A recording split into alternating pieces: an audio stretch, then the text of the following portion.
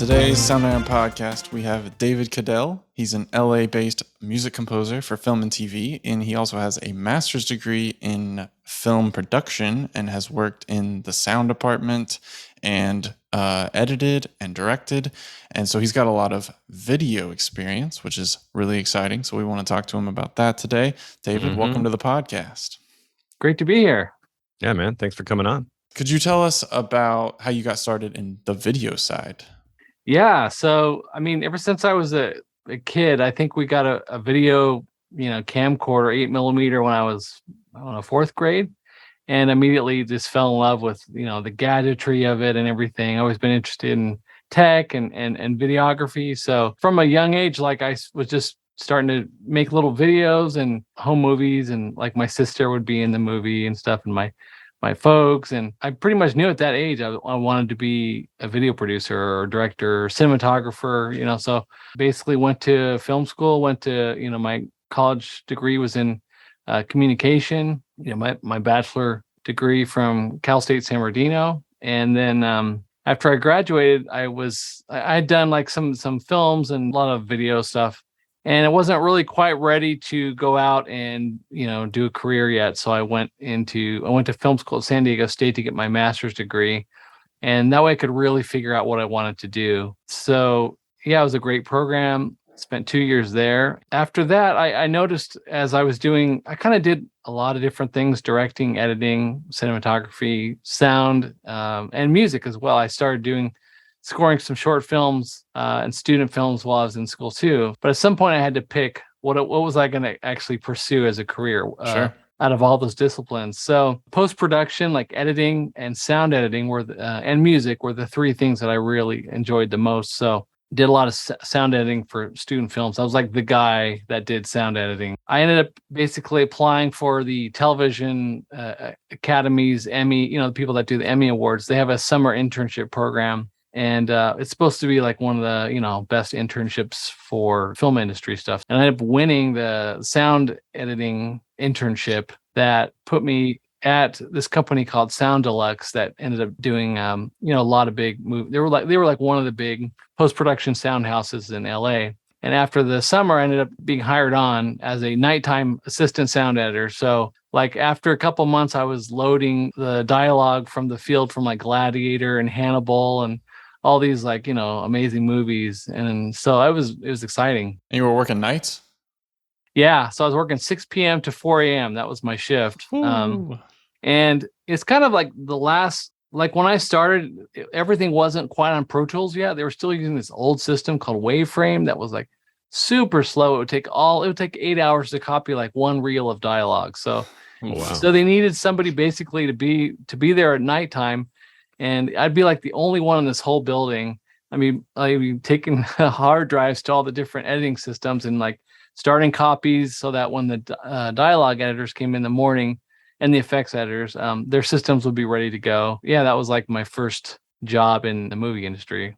Cutting your teeth. I like it. Yeah. So you do wear several different hats. Would you say the movie Super 8 is accurate to your like homemade movies on the recorder? Yes. I would say, yeah, for sure. I mean, I don't have anything that great, I would say from that early age, it was a lot of home movies and, it was like. You don't want to rest on your laurels from when you were 9 years old, right? You don't want to be showing people that reel. Yeah, but it was definitely like, this is what I want to do, when I get older. What were some of the movies that you were into as a kid? Oh, good question. Everything from like Spielberg to like all the popular movies of the time, Jurassic Park. And what's one movie you think you've watched the most? So like one movie that it's funny because it's like I always say it's my favorite movie. It's Schindler's List, which is it is a downer. It's like it's a heavy movie, but I just love the craft of it, the story. The black and white. Of course the score is like one of my favorite scores of all time. Yeah. So I remember watching that. I think I was in 7th or 8th grade, and it was a school trip, and it was like probably not the most appropriate age to take a group, because there's some, some interesting scenes and there's some, tough scenes in there. So, yes. And there's some giggling from, some immature, middle schoolers and stuff. But by the end of it, I think everyone was just like, whoa, okay, so it really gets heavy. it has such a great impact. So yeah, so I mean that was one of my favorite movies, and I remember showing it to our kids, and they're like, "This is the movie that you said was so great." I said, "Well, yeah, I mean, You'll they're understand when expecting you're something older. uplifting." Yeah, Right. Yeah, right after that, you got to go like put on a Pixar movie or something to like lighten the mood. You're like, all right, yeah, let's put on something a little bit more cheerful now. yeah. I mean, they were older at this point too, but yeah, exactly. Yeah, like how you feel about that movie? Like makes me think of like that's what I love. I love about the Elephant Man. It's just one of those like same kind of black and white, super great soundtrack, but just man, it's Heavy. sad. Yeah, it's a sad movie, but just like man. And then, of course, some of my lighter, more movies that I liked as well were like Groundhog Day, and that Oh one yeah, we watch all the time. Elf, and all those kind of movies too. So I kind of do love comedy as well. So it's not just all doom and gloom, but yeah. Groundhog Day is a good one. That's one of those movies that you don't really hear a lot of people talking about unless they're probably like around our age or something. But yeah, yeah, like a lot of times people are just like, I don't know. Nathan, have you seen Groundhog Day? Is that on your list? I have seen it, Nice. but it was recently. I didn't watch it as a kid. Okay. So on the sound editing front, like a lot of sound editors don't really have music chops. So how did you get the music side of things going? yeah. So, well, one interesting thing that I've actually discovered when I was working as an assistant sound editor was a lot of the actual sound editors were in bands, and they were musicians. So I think there is some sort of relation. Overlap? Yeah. Yeah.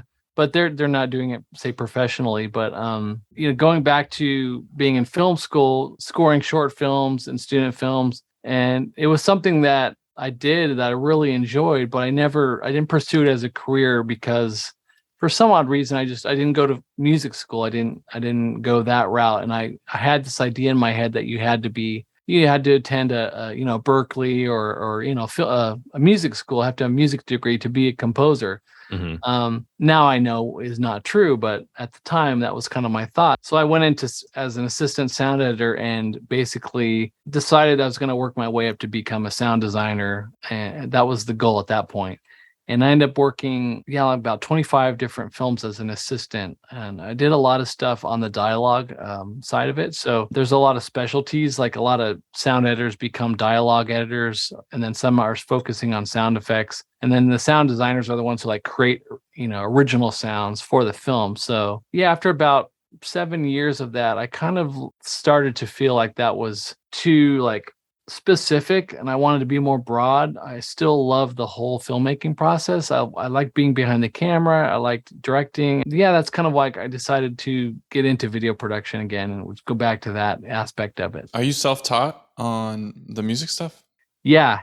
So I basically just kind of play by ear. So Nice. my musical background is, I started out, my parents were in a choir at church, so I kind of like would see that. And then he was a guitar player, he still is, and so they had guitar chord music. So that's kind of how I learned to play. Was it'd be the words and there'd be the guitar chords. So I would, play my G, C, it wasn't staff, music, stuff like that. So I just kind of started out just basically playing by ear. And I was pretty good. I'm pretty good at figuring out, hearing things and figuring out how to play it. So in high school, I played the clarinet in band. So I did kind of learn a little bit of that, and then ended up playing the drums later in life. Yeah, so I was exposed to music a lot, and it was around music, but never had that official lesson basically, and the modes and the scales and all that stuff.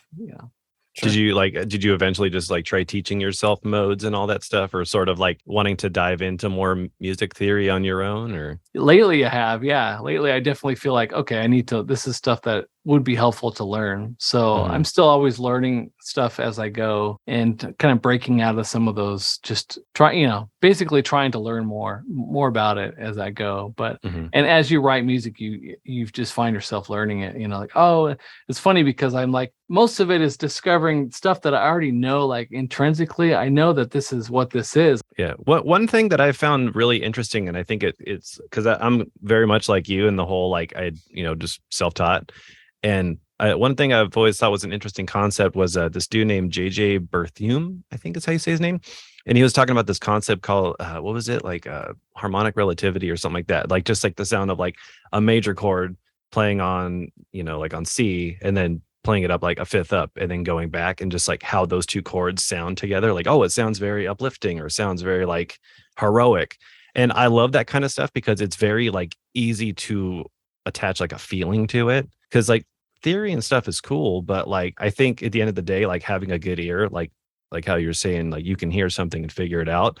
That's almost, just as powerful as being like, well, the fifth degree and the blah blah blah. I mean, like watching like a Rick Beato video, like that stuff's cool to know, but for most people, it's just like they forget that, and they just kind of go with like they know with creating the feeling, Yeah. And and those types of concepts I think are really interesting because it's very like easy to get. Like, oh, this, like, this sounds dark and brooding, like taking a minor chord and then moving that minor chord down a half step, and just like, oh wow, like I love that kind of stuff. Yeah, exactly. It's a lot of just experimentation, and you find, oh, these two chords has this sound that they go together, Mhm. and then those get added to my internal dictionary of chords, and that's kind of how I go. So what have you been doing lately since you've been doing more of the like film composing and stuff? Like, how have you been developing your chops in a more of a, doing it professionally more and more?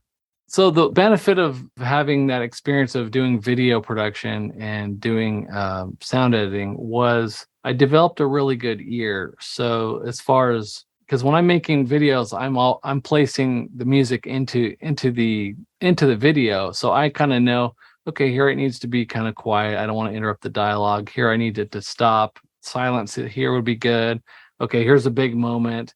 So all that stuff kind of like subconsciously has entered into my brain. So when it comes to writing music, all the spotting the scene and all that part comes really naturally. So that really has helped. And so the part that I needed still was just I needed to do additional writing so that I could learn from a composer and know, okay, this is what they want delivered. These are the stems. How do you deliver to an orchestrator so that they can have it played by a real orchestra? And a little bit of the right ranges for the instruments, because when you get really spoiled by the MIDI because you start writing stuff, there's really no limitation. So I think one of the parts that I wrote early on was a French horn part, and we went to go record it, and it was like, actually this is a really high part that probably if this was in London would have been fine, but this is recording somewhere else, and maybe they're not can't hit that note, so so there's things like that I've been learning, of like making sure it's playable, making sure that a woodwind player can have time to breathe, and things like that. So when I started writing for films professionally, I started having to learn like how fast do I need to write, how quickly, because that's always a big concern too, is can I write quick enough, because there's all these numbers thrown around, like I write 5 minutes a day, or I write 1 minute a day, or 2 minutes a day, and that was like a concern. Is the speed there? And luckily so far that part hasn't really been an issue. So I think I was worried about it more than it really was an issue. So yeah, so that's kind of what I've been learning. Like, how much have you been finding yourself able to write within like a certain time span? Some of the first additional writing I did was with Anne-Kathrin Dern.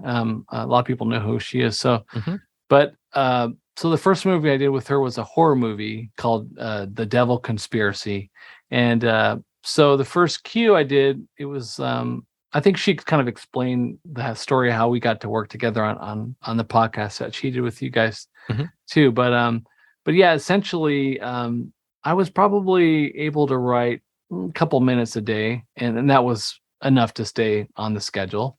But that music was really so very sound designy in some ways. It was a lot of pads and weird noises and stuff like that. So it was, I wouldn't say it's not easier by any means, but it's just a different type of writing. And then the stuff with like, now I'm working on the Claus family, and that stuff takes longer. So I don't know. I hate to throw out a number because it really depends on the scene, but I'll just say it definitely takes longer to write these kind of really lushly orchestrated where, okay, you need woodwinds, you need strings, you need brass, you need percussion, you need everything in there, versus some of the horror music, you can just draw a line with the pad and then add some little accents and blend stuff, and, it can go quicker. Yeah. It's like they both have their tough things, because it's like with the horror stuff, it's more about finding the right sound, Yes. and you have a huge arsenal of different sounds that would work for a horror thing, but it's like finding the right one that kind of like hits all those points that you're looking for. And then the orchestra is just writing for an orchestra is never a quick thing unless you're just like, all right, doing like these like ensemble patches, boom, boom, boom. All right, cool. Like I don't really care. But yeah, like writing it for each player, that's definitely going to take some time. Yeah. It gets faster the more you do it. Then you have to consider like, the playability of it. You have to build in time to do your MIDI prep and to get it ready for the orchestrator and all that stuff too. So if you're not sending it out to be recorded and you're just staying in the box, it does go quicker because then you're just printing your stems and you're done. So do you have any tips as far as like, do you sort of try to prep the MIDI to where once you're done and it's approved, that the MIDI is kind of like ready for an orchestrator? Like, do you quantize everything? Because I know like you're big into the delay compensations and all that stuff. So just being able to like have all that stuff quantized, because like sometimes you play something in and the dragging stuff back. Because I've always heard that is kind of a pain for some people, having to go back and fix MIDI and all that, because it'll look wacky on a staff. Yeah, it definitely helps because I do quantize everything. So it definitely goes a lot faster when you do that. And then you just have to get rid of the overlaps and stuff like that.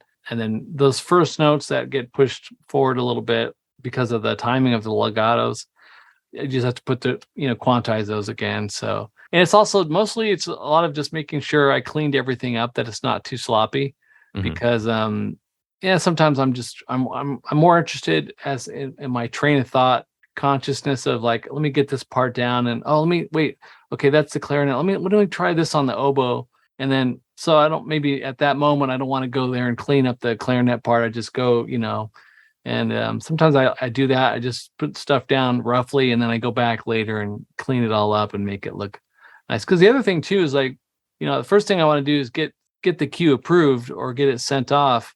The danger is if you spend too much time getting it all cleaned up and then it comes back and is not approved, then you're like, well, that was a waste of time. So exactly. So sometimes working as an additional writer too, it's like I can send something off to like Anne, for example, and I'll say, hey, this is kind of like what I'm thinking. This is still rough, this part here. Ignore this. Is this just the right approach, or is this totally off from what you think? Yeah, just to kind of see if you're in the ballpark, like, all right, cool. Like, should I move forward with this idea, or am I just kind of... Especially if you want to do something kind of different. That's the other thing is being an additional writer. It's like the goal is to make it sound like you are writing, it's the themes, it's the ideas of the main composer. But, there's certain times when, if the scene calls for it, it's like, well, what if we try this, with the theme and do something a little out there. There's one cue I did on the Claus family too, where we kind of like took the themes, but it was like a spy. These elves are like sneaking around. So we thought, well, what if we try to like make this into a Mission Impossible type of cue, So really leaned into the 5/4, time signature and everything, but used the themes that Anne had written, but in that framework of, Mission Impossible. I was like, well, I'm just going to go for it. Let's just see, So it's fun. And that ended up being like probably one of the best cues that I wrote for that film, because it was one where I really just kind of went a little off script, Yeah, like you felt like this is something that could possibly work. Maybe they weren't really asking for it, but that's always cool when you kind of follow your heart on an idea and they're actually like, wait, that's actually a really, really good idea. We never thought about that, or that's cool. Yeah, that's the thing. Like I've learned as being an additional writer is like when I first started out, I was like, let me just copy the MIDI exactly as is, and I'll just recreate it with the same instruments and make it sound.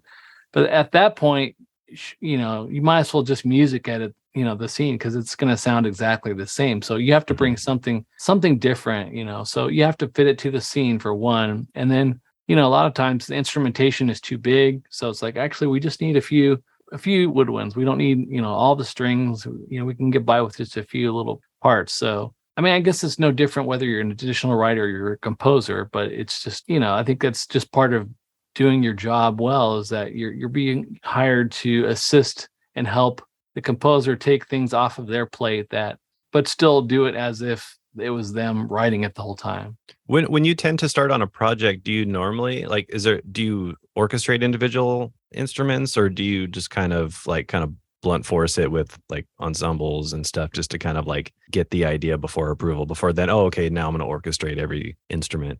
or how do you normally work? I usually start, like if I'm starting from scratch, I like to use the piano and just kind of sketch stuff out, just chords and like a melody. And I will sometimes, like, even if I use specific instruments to just get a motif, or what if I use the strings and do something here? Or what about a horn part? Once I figure out that initial idea, then I still go back to the piano because I need to structure it out to fit the scene, to figure out where I'm going, what are the beats in the scene. Because if I don't like structure it out, I'll just waste time, like, messing around with, what if I do this, what if I do that. But you need that structure to give you, to keep pushing you forward. And I think too, it helps you develop a melody. It helps you develop, something. If it's also for just a sample library demo that I'm writing, I'll still start out with, like, what's the structure? What's the melody of the song? It's almost like a pop song in a way. That's kind of how I think of it. So I try to make my music something that's enjoyable to listen to. So, if it's just a simple melody to latch onto or something, it's almost like a verse chorus kind of a mentality that I use for a lot of things. So that's kind of like a philosophy that I definitely try to, like, something that I advise people who are starting out is, like, think of it like a pop song, and that makes it more interesting to listen to. Yeah, especially if you come from more of like a songwriter background, it's something you already know. So it's kind of working off of stuff that you have a grasp on versus just kind of trying to, like Mickey Mouse a whole scene or something, like, oh, I feel like I need to hit every little thing, or, that sort of thing. And it just kind of sounds a little choppy or just kind of disjointed. Yeah. Are you writing to picture when you're like just noodling on the piano?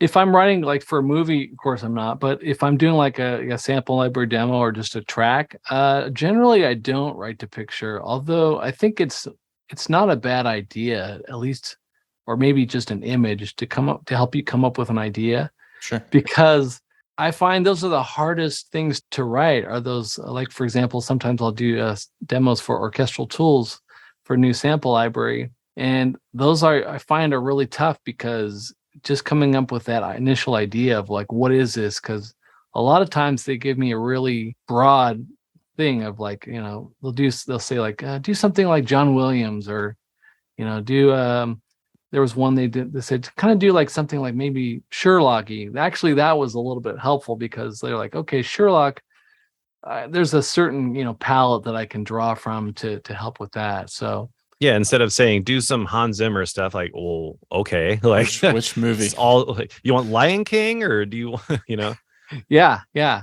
So some framework does help. So yeah, actually, I mean, writing to a picture, or else just even an image or something, like, just to kind of frame it helps. That's crazy. I just recently saw. Have you ever seen the movie Radio Flyer? No, I did not know that was Hans Zimmer. This is like a quick little random side note, but yeah, I was like listening because me and my girlfriend were like, oh, like the music for this is really good. I was like, and I was thinking, this almost kind of like has like some Jerry Goldsmith or something. That was like my first guess, but then it was actually Hans Zimmer. I was like, oh wow, yeah, it's like an old movie from when I was a kid.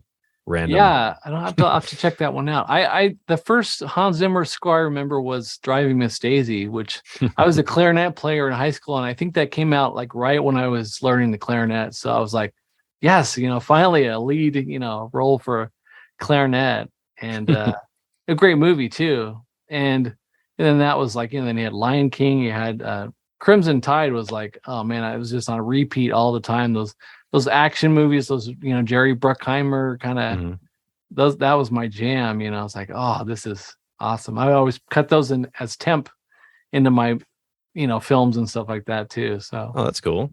So let's talk about your YouTube channel. I got to watch your Composers Out of the Studio, which is a very clever name, with Brandon Campbell, and I loved that video, man. It was awesome. Yeah, I think it's a great concept, honestly. It's like, yeah, like we're always in the studio. So you were like, you know what? No, I'm flipping the script on this one.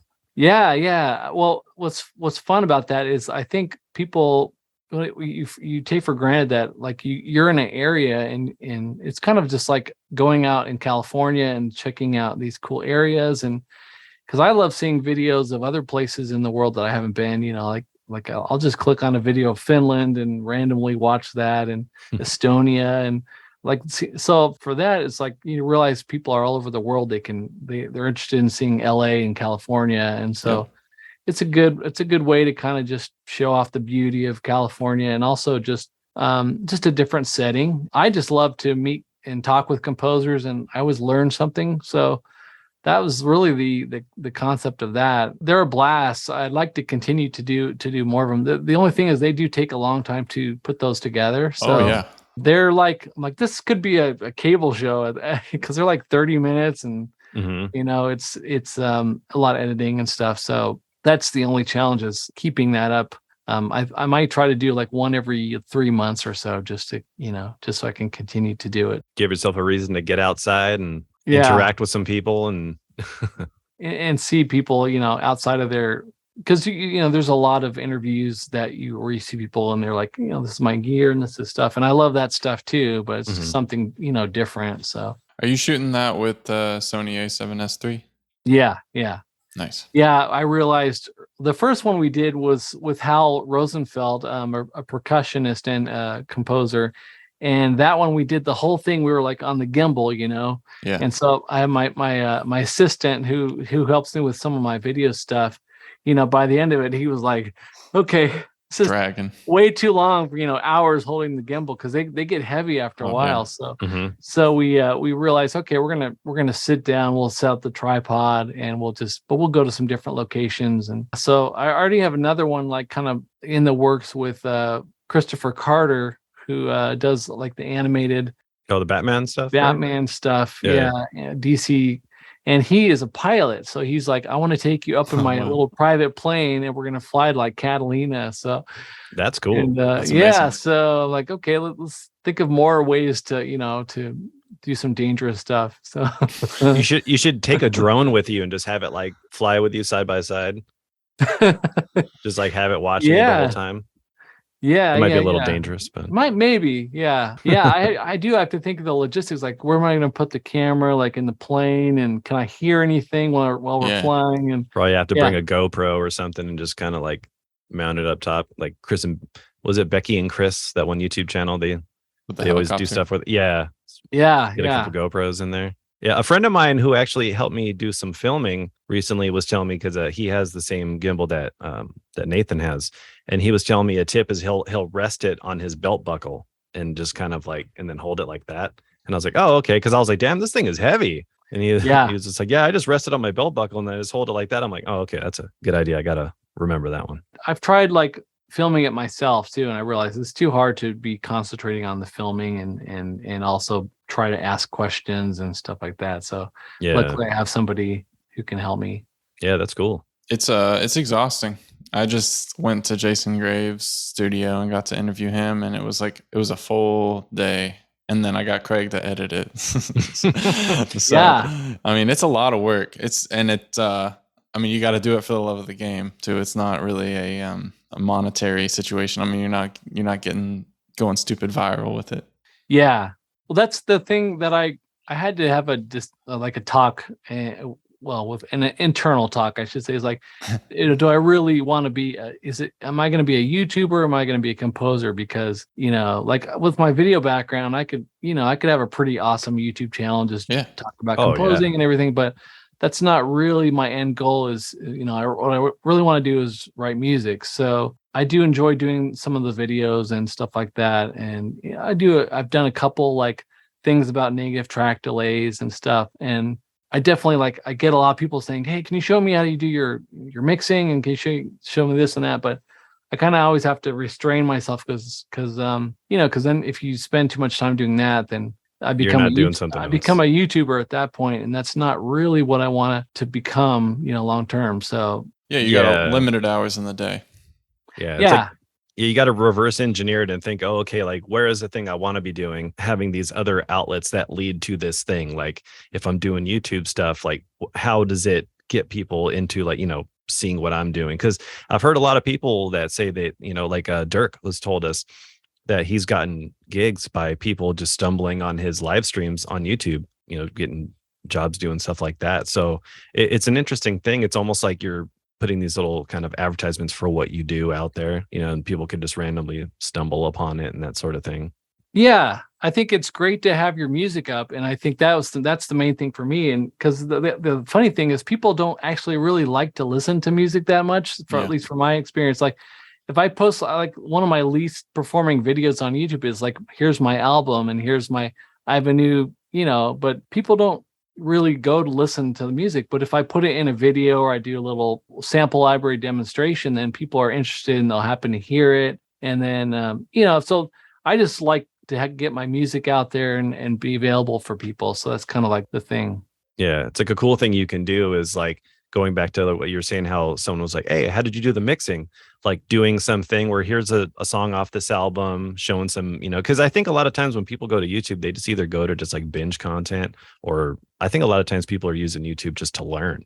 So it's like if there's other people who are like, coming across you and learning what you're doing, and it's like, oh, wow, I didn't really know he wrote this kind of stuff or something, and they're learning because they just want to understand how you maybe approach mixing, and especially on a professional level, then it kind of like, oh, actually now I do want to listen to his music. Like you kind of reel them in one way versus just like, oh, here, listen to this or learn this, and then maybe you'll want to listen to that. So it's crazy how the funnel works. People getting into something, it's like that's where it's like people are playing around with how to get people to this place. Yeah, you have to have a little bit of a presence, because there's so many people that want to do this, and it just helps to have a little bit of recognition in the industry, at least to like, oh yeah, I know, I've heard his, and that's kind of like how I got the gig with Anne too. Is I was just posting sample library demos and music, and eventually she stumbled across it, and then I was able to get a meeting with her, and went from there. But it definitely helps to have some kind of a presence, because otherwise, if you're not on YouTube or, then it's just harder for people to just be out there, I guess. Yeah, if you're in a cabin in the woods with no internet, it's going to be hard to find you. Yeah. Yeah, I mean, unless that's what you're going for. Yeah, one of the guys I follow, he says that every post is like a hook if you're fishing, and it's like every single video or Instagram post or whatever is like a fishing hook, and you're bringing people into your orbit basically. And I think that is a pretty good summary of freelance work. I mean, especially any sort of video or like artist creative work, is you need attention first. It's fun too, just to have your work out there, and I think the challenge for me is always trying to do it in a way that is not braggadocious, or there's the whole thing, like, check out this thing I just wrote, and this, and I try to, there's like a fine line of like, I want to share this, but I'm not saying, look at me, I'm so great, it's just, here's your stuff. That's always a challenge. Especially in the composing world, with like all these other people kind of doing the same thing. Like you get a lot of people who are all creative and write music, and they're like, well, yeah, that's cool, but I wouldn't have done that with the French horns. I would have probably, so it's like you also get that too. So it's interesting, because I see a lot of people that want to share their music, but then I think a lot of people just see that as like, they're just kind of like trying. There's another guy trying to be on Facebook groups and be like, oh, I'm looking to a composing gig. How do I do that? And everyone's just like ready to just like smoke them. Yeah, exactly. And it's and there's a lot of people that actually do want to help. Like there's a lot of people who are trying to kind of spread the info and stuff like that. But it's definitely, I think for some people, it gets a little probably tiresome, just because it's like everyone's trying to share their music and it just kind of gets lost or something. But it's like, I just want to put it out there what I did, but it can get a little crazy sometimes. Yeah, the internet. Well, the other part of it is, I think the important part is to show your personality, and just to show that you're somebody that somebody wants to work with. And I think that's the other part of why I do some YouTube videos, is because when I went the whole Westworld thing, I had talked to some agents or just for advice, like what do you recommend? And, one of the things I heard was, the music is a part of it. Your music is important, but sadly, it's also a lot about, you as a person, and who you, not portray yourself, but who you are.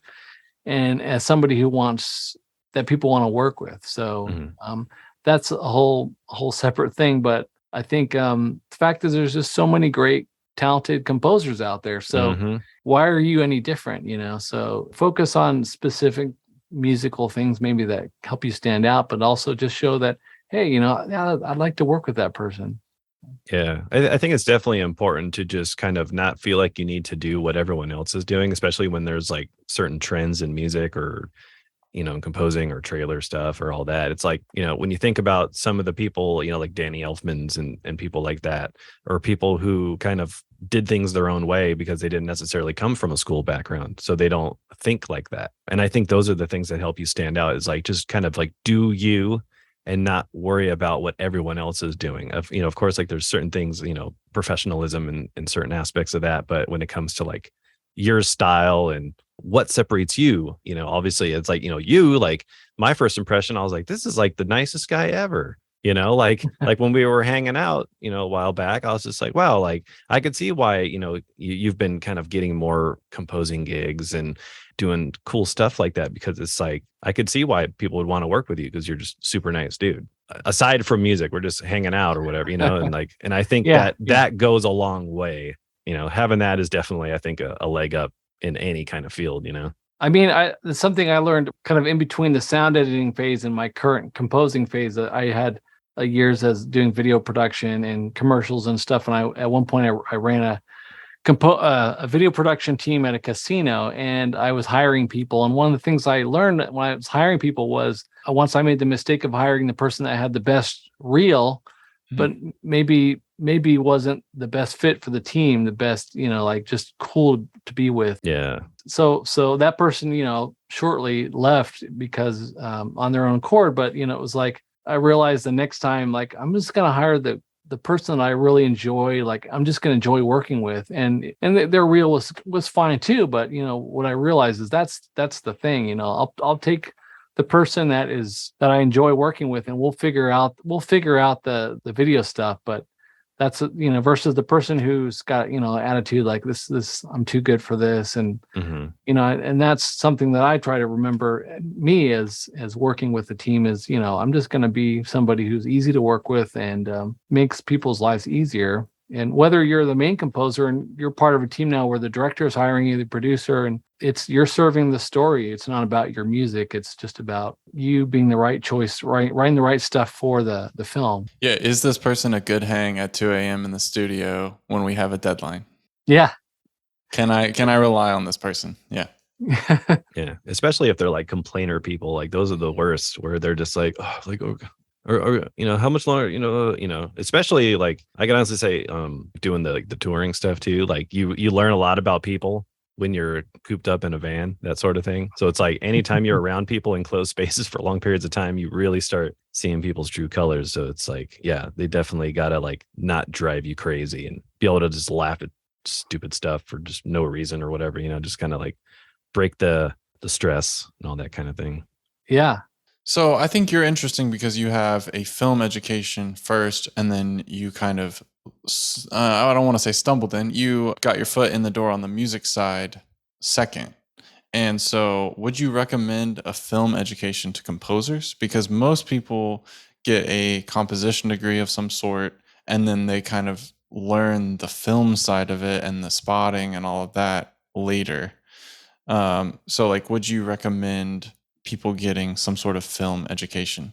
It doesn't necessarily have to be formal education, but I think you should edit something. You should actually go shoot and edit something, especially, and have to place music in the timeline around dialogue, around, a montage of images, because that's where you learn immediately, like what music works and what music doesn't. And even like when you're placing temp music on something, you find yourself, like, at least for me, I was like, this specific soundtrack is going to be the one, and you realize you start searching and you just can't find the right thing. And that's when you realize, okay, actually writing a custom score is always the best, because no temp is going to hit every beat exactly the right way. But yeah, so I would recommend, not necessarily, I mean, you could take a film class, in college or something like that, or online, but yeah, I think you should actually fire up iMovie or whatever it is and just go through that process, because it just forces you to think at it from a different perspective. It's not the composer perspective, because you're more thinking about, musical choices, and you're not thinking about ultimately like what is the best thing for this scene. That's one of the most fun things for me is when I can actually stop and put no music in the scene, and take these little pauses. This happened in the Devil movie I worked with Anne. There's one scene where crazy stuff's going on, and I don't know. I guess I can't give away exactly what happens. At one point, I just I had all this buildup of the music, and then I just went to silence, and then she does this line, and I don't know if it was meant to be funny, but by stopping the music, and she delivers this line, it became like really funny, and so. Mm-hmm. It's just like that was the power of the music to make that just elevate that moment, so Mm-hmm. things like that are just, yeah, I think it definitely helps. Yeah, it's kind of like the knowing when not to talk sort of thing. Yeah. And just kind of like understanding the power of silence can be very powerful, especially in film, because I think a lot of times people are trying to like find, where can I put the music? And it's like, do you ever kind of go backwards and be like, okay, I know there's going to be nothing here, or start writing music and maybe put music there and then eventually just like take it out, or do you play around with it like that? Yeah. Overwriting is always the challenge, because a lot of times it's like, it feels like, I'll write something and I'm like, this doesn't seem like it's enough instruments. Like there's some rule, like I should have brass here because, I have it and they're going to be coming in the studio. I need to record it, and you realize I do that a lot. I'll add something. I'm like, nope, now I'm hearing the clarinet and I'm not paying attention to what they're saying on the screen. So let me take the clarinet out. And sometimes this is like, a couple pizzicatos and that's all we need. It's stripping it back to, just basic stuff is more often than not, that's the way to go, really. Yeah, I think especially with orchestra, it just, you always have this wanting to like layer stuff. Like, did you ever see the I think it was like some kind of masterclass or mixed masterclass with John Powell? And when you like look at his stems, like you'll see like there's like a chunk of stuff here in the strings, and then in the next part you'll see a chunk of stuff in the brass, and it's very like, it's not just like wave, stems just like completely maxed out the whole time of just like constantly things going on. Yeah. And I thought that was really interesting. And in his, orchestral stuff doesn't sound like it's lacking or missing anything. It's just arranged perfectly. Yeah. And I thought that was really interesting. It's like, oh, that's pretty cool. It's like, you'll see a little bit of things going on, but it's not always just like all cylinders firing off at the same time kind of thing. And I think that's really interesting. And that's why his stuff probably sounds very clean and easy to distinguish everything and all that sort of stuff. Yeah. That's a perfect example of just like, think of the music as just weaving it in with the soundtrack. It's one part of the whole, audible soundtrack that you hear when you watch a movie. So it's got to be in harmony with everything else, the dialogue, the sound effects. And that's the people like John Powell that, are masters at it. They know exactly how to fit it in. And he's probably one of those guys too. I'd be curious to see if he sort of approaches it like how you were saying, like the whole like verse, chorus, because his stuff is all super listenable. You could just, I sit and will listen to How to Train Your Dragon. I think it's like the second one. It's like the one that I really like. It all sounds like you could just listen to it, go to a concert and listen to all of it. And it sounds like you're listening to a piece that was just kind of written by itself.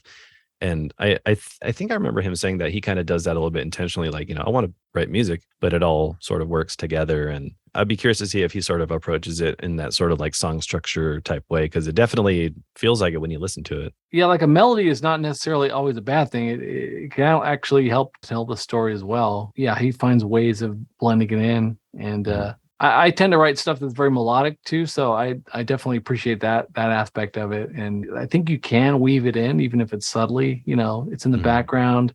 Like the first time you see a certain character on the screen, it's like, let's just put the little hint of it maybe, and even if we can't, put the huge fanfare, but put it in there a little bit, and just, I always like when I come out of a theater watching a film, and you kind of know, like, oh yeah, I can remember some of the themes from a film. That's obviously John Williams is a master of that. But the other thing that I always think about John Williams is everybody, as composers, we think about the complexity of his music and how it's structured and how it's just so much going on.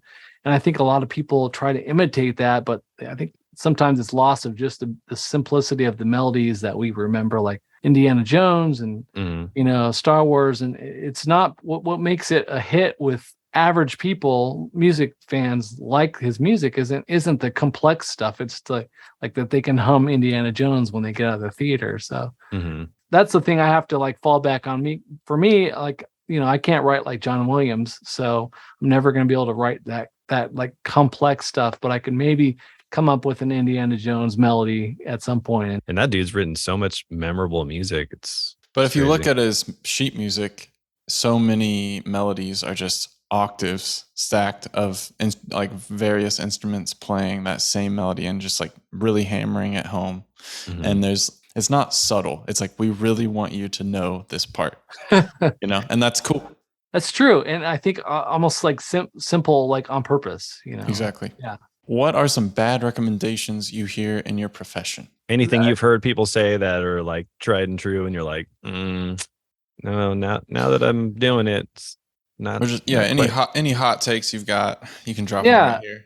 Yeah. I mean, the thing that I've learned in my experience is I wish I would have started a career as a film composer much earlier, but I didn't because I didn't go to school for music, and I didn't think that for whatever reason that I was going to be able to do it, Yeah, you gate-kept yourself. Yeah, exactly. And it took winning Westworld competition for me to realize, oh, okay, maybe I can do this, and then you're constantly, had to prove to myself that, okay, yeah, I've got the chops. And, people that like these composers are telling me, yeah, your music is really good.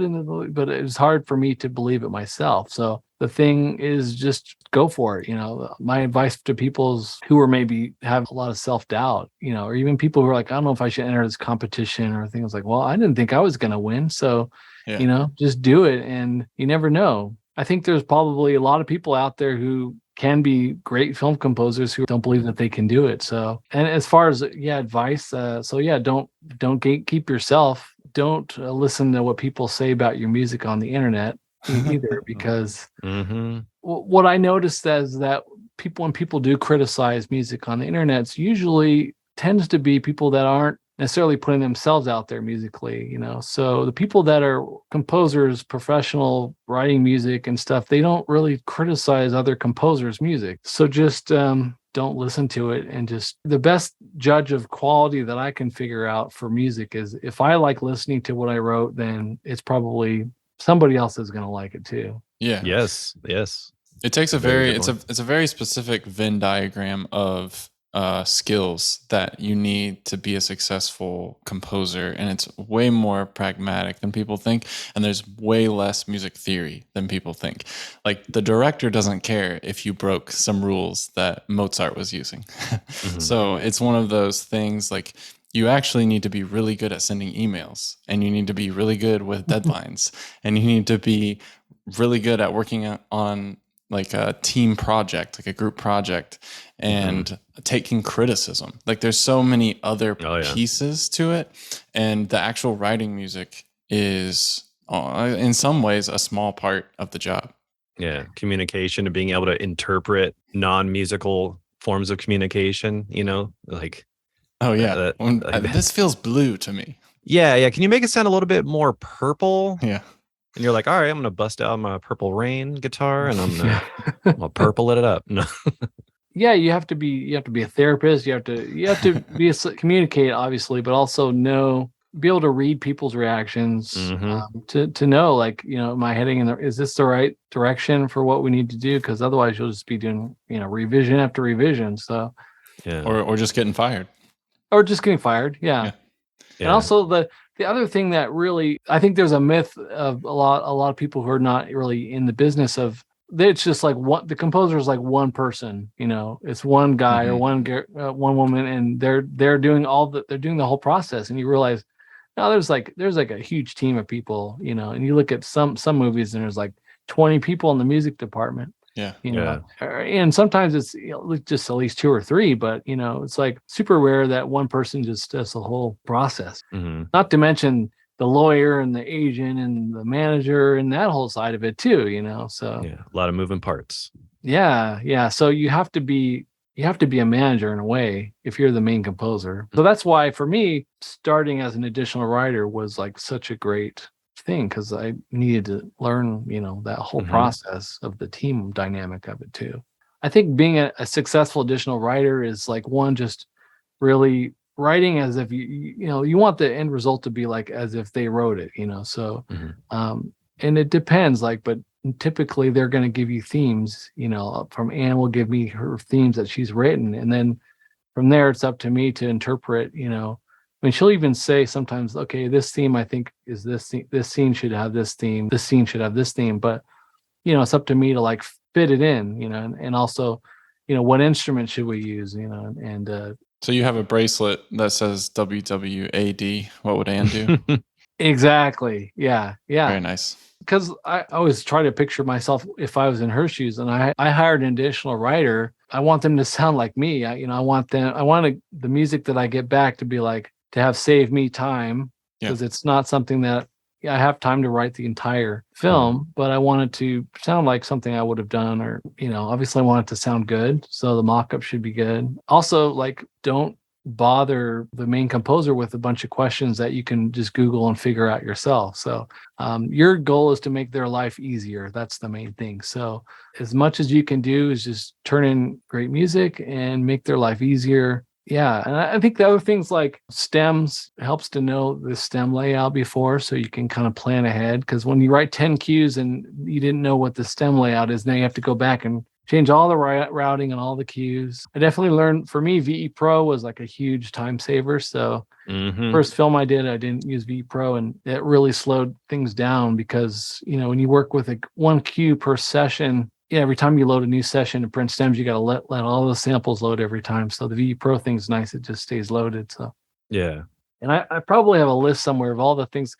When I first started, I asked Anne a bunch of questions like, what do I do with ensemble patches? Because she has violins, viola, like the stems are all broken down. Like, where does this ensemble patch go? And on the string shorts, do I write with one patch, or do I need to break it into violins? All those different things and stuff like that. Orchestration questions, stuff like that. So a lot of composers do it differently, so there's not a blanket answer either. Yeah, especially stem layout. I figured there'd be a standard, like everybody would do it the same, but some people like things, and it also depends on how the mixing is set up. And sometimes it's like we did a Hallmark film, and they were just like 4 stems. That's all we want, Oh, wow. So it's all about how they want things delivered. And also you realize, well, the more flexibility you give them it's nice, but also can be a curse, because then now they're mixing stuff differently than how you originally intended it. It's like I have everything kind of blended the way I want it. So, the last thing I want is all of a sudden, now they just dropped all the strings out. And I mean, if it fits the film and that's kind of what it needs to be, then that's fine. But,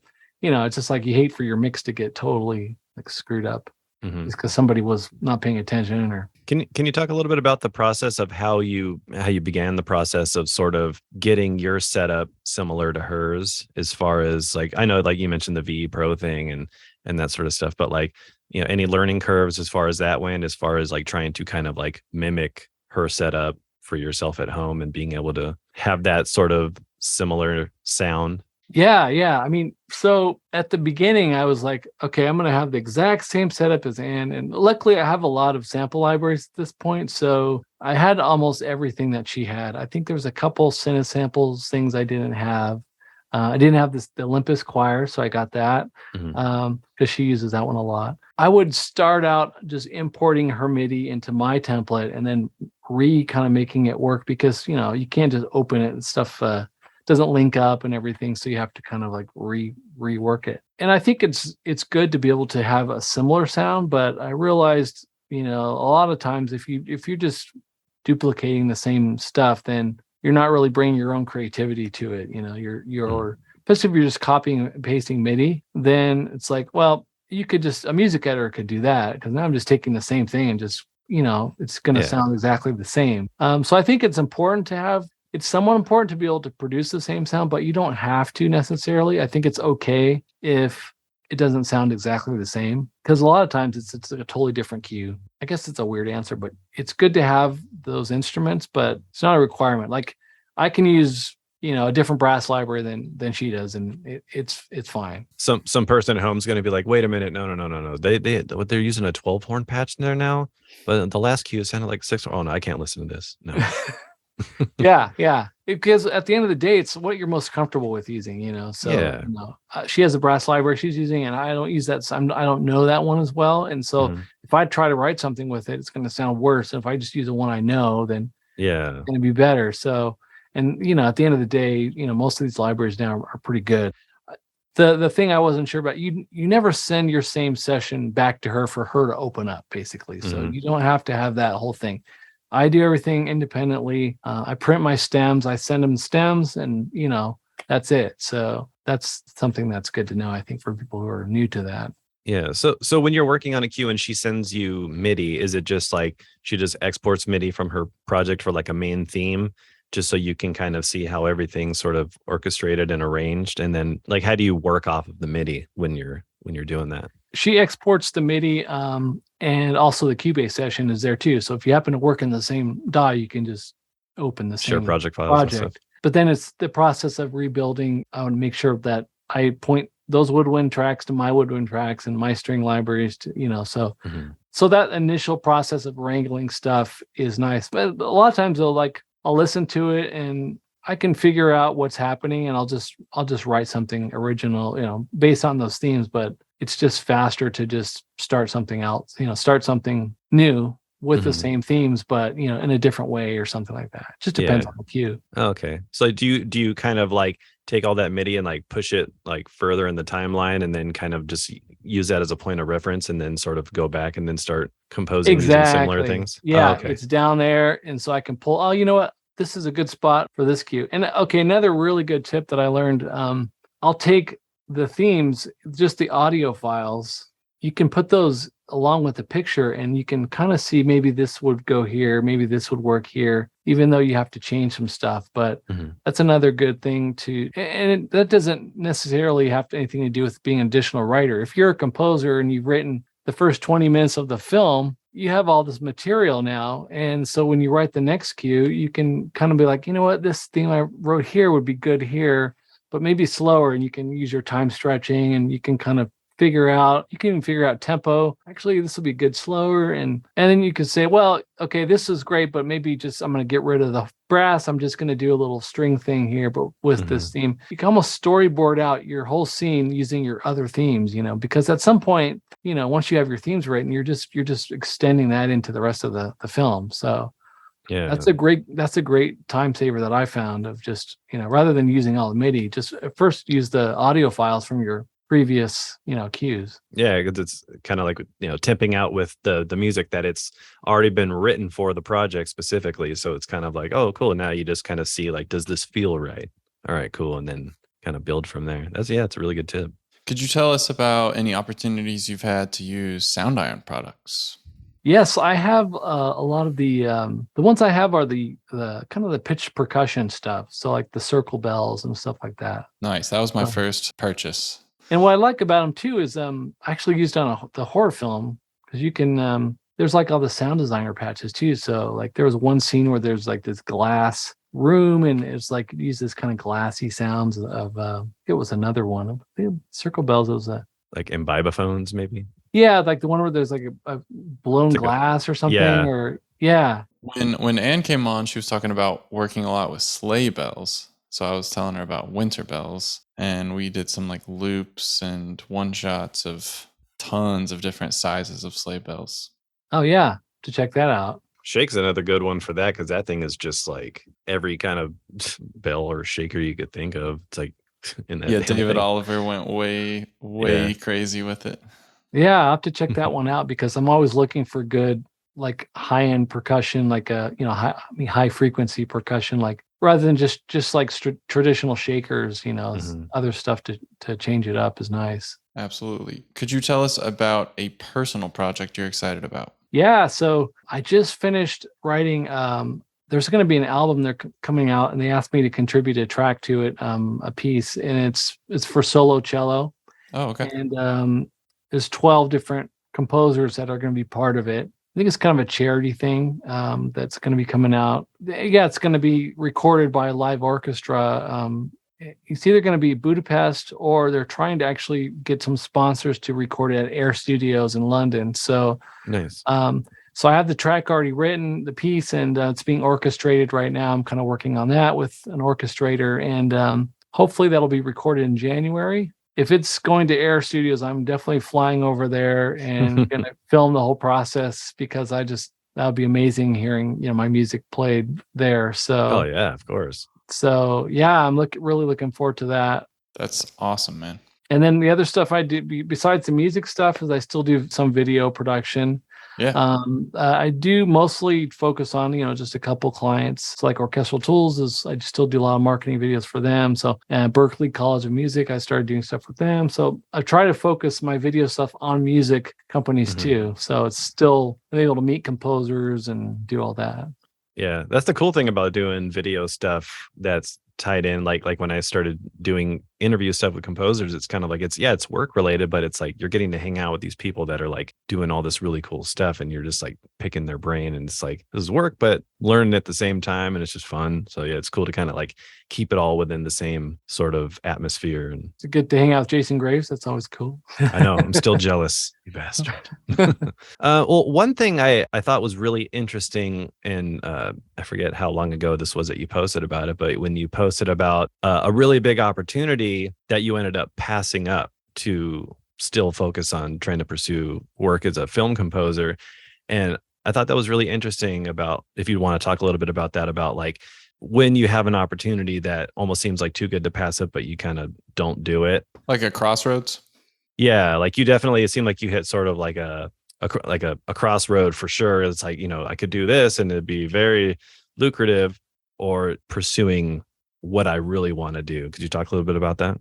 Yeah, absolutely. I mean, if you're wanting to become a composer, like, and that be your full-time gig, it's always the debate is like, okay, when do I do that leap to do it full time? And what is that process like? Because, it's a lot safer sometimes to just have keep your regular job and, then do that. So, I mean, I had a successful video production company and business, and like repeat clients, and pretty much could just coast along and be happy, and great gig and great career and everything. So like, why would I change all that to be a composer, So, but after I won the Westworld thing, is like, it really just gave me the push to just do it, And so what I realized is my video stuff was here, my music stuff, as far as, my amount of time spent, is here. So I basically realized I need to just do kind of this thing where the music becomes more and more my time and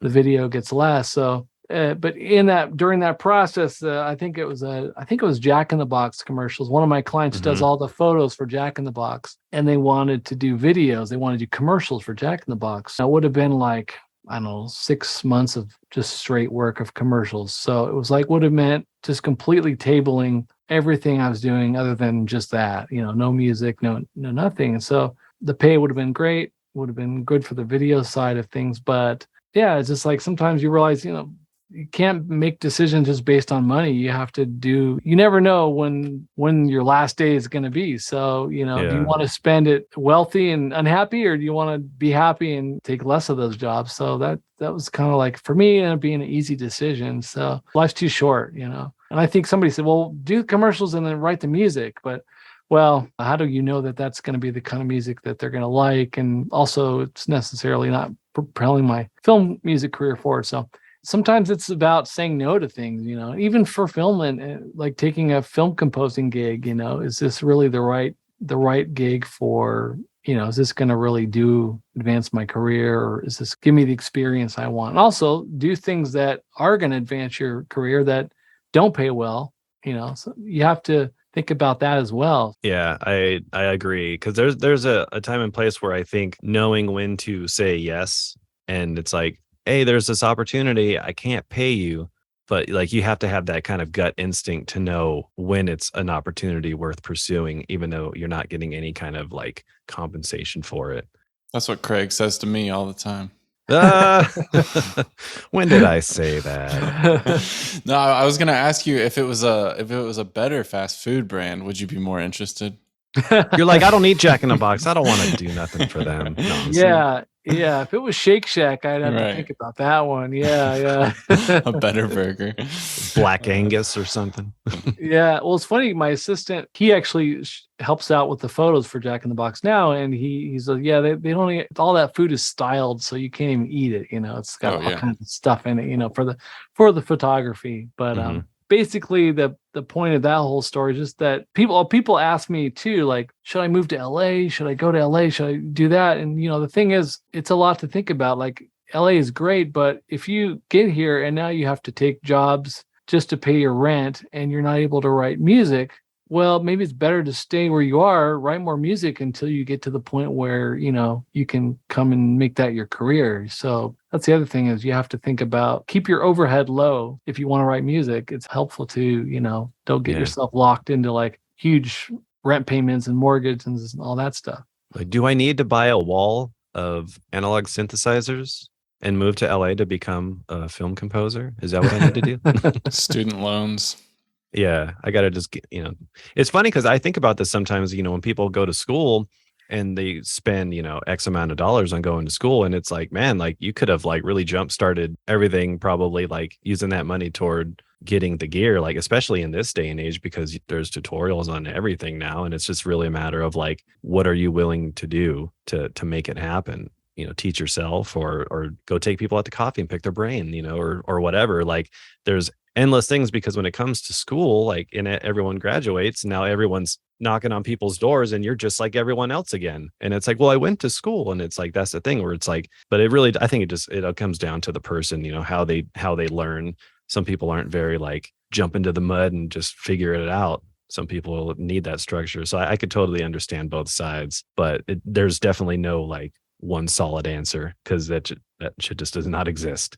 Yeah, that's the thing I always think about, is there was an easy, clear-cut path, then everybody would be doing that same thing. But Exactly. there's no, you could go to Berkeley and it could really help you, and you could go and it not really help you. So I don't want to discourage anyone from going to school, and it can be, maybe that knowledge is what you need to take your music to that place or get you an opportunity, or maybe not. It's always a calculated risk in the end. Yeah.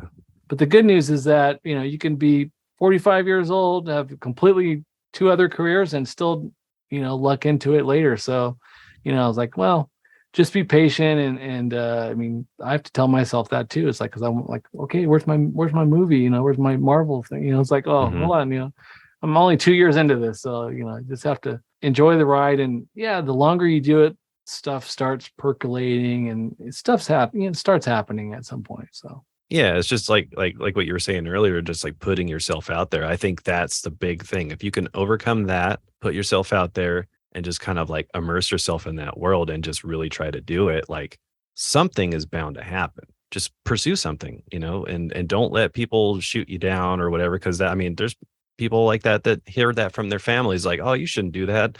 Music, there's no money in music, go to school, be a doctor or whatever. And it's like, if that doesn't resonate with you, then you obviously know that's not the answer. And sometimes you might have to tell people, you know what, you don't know what you're talking about. And I'm going to do this and I'll figure it out, figure it all out. And, listen to your gut, I think, at the end of the day, because you can listen to everyone else and they could steer you in completely different directions. So at the end of the day, you have to go to sleep and close your eyes and deal with the things that are, spiraling inside your mind. So it's like, do you, man? Yeah, exactly. Okay, so the rapid fire questions. The first one is best recent purchase under $100. I guess if I had to pick something, I would say Metagrid Pro, which is the control app for the iPad. Nice. I built a whole template. I think it's like $29. And, I have it programmed now where I can click on if I just want to see my strings or just my brass, and I don't have to scroll like crazy, and all your macros and stuff like that. So yeah, I'll pick that. I love time saving. Yeah. Delete all those legato overlaps. Just select them all and just. Exactly. Yeah. That's the stuff I love about Metagrid. It's just like all those little stupid things of like time of less clicking and dragging and all that. Like, yeah, because my brain is already filled with too many shortcuts. I can't remember, like Control A, F sharp, F13, whatever. yeah. Start being like Mike Peasley at Soundiron. He has his MIDI keyboard assigning certain MIDI keys to different shortcuts. Oh, yeah, there you go. Like I've exhausted all these. Now I got to start using my MIDI controllers for, which I thought was really really cool, and I didn't even know you could do that. Not a bad idea. The next one is favorite YouTube channel or podcast or TV show at the moment, something you've been enjoying. Well, I was blown away by Severance, so I have to go with that. Nice. Apple TV show. I think I watched it once, and I'm like on the last episode on my second watch through. Just the score, the story, the production design. It's just like the perfect show for me. So yeah, I mean, gosh, I would be surprised if it doesn't win the Emmy, but we'll see. Yeah, I wouldn't be surprised if they win something, because I feel like I'm always hearing people talking about that show, and just like, yeah, you hear a lot of high praise. It's great. It's like a modern day Twilight Zone, basically. Interesting. Yeah. I've watched the first 2 episodes, and that's a great way to say it. All right, my final question for you is: what accomplishments or goals do you see yourself achieving in the next couple of years? What's next for David? Yeah, just basically would like to continue writing additional music and getting more experience, getting more credits, just building that portfolio, because that's the main thing that, when you're starting out, is that people want to see that you've worked on some cool stuff. Yeah, what have you done lately? Yeah. And then so they can hire you to score their film, as the main composer. So it's, so basically getting more experience. I'd like to land a couple films as the primary composer, so some indie stuff and stuff like that. And yeah, that's the main thing. Video production, I enjoy my collaborations with orchestral tools, and I enjoy that. I'd like to continue that, and hopefully do a few more YouTube composer interview kind of videos just every once in a while. But not being a YouTuber, but just engaging with the audience and stuff like that's fun, and meeting composers. But yeah, I mean, I pinch myself every day that I get this opportunity, at this stage of my life to try a new thing, and I never feel like I'm going to work. So that's a good feeling. As long as I keep having that, then I'm happy. That's a win, man. That's a win right there. Yeah. Yeah, perfect. Well, thanks so much for coming on. This was a blast, and we will send people to your website and your YouTube channel to check out composers out of the studio. So you'll hopefully make some more of those for me. Yeah. Just for you, Nathan. Yeah, I appreciate it. Yeah, he's your biggest fan.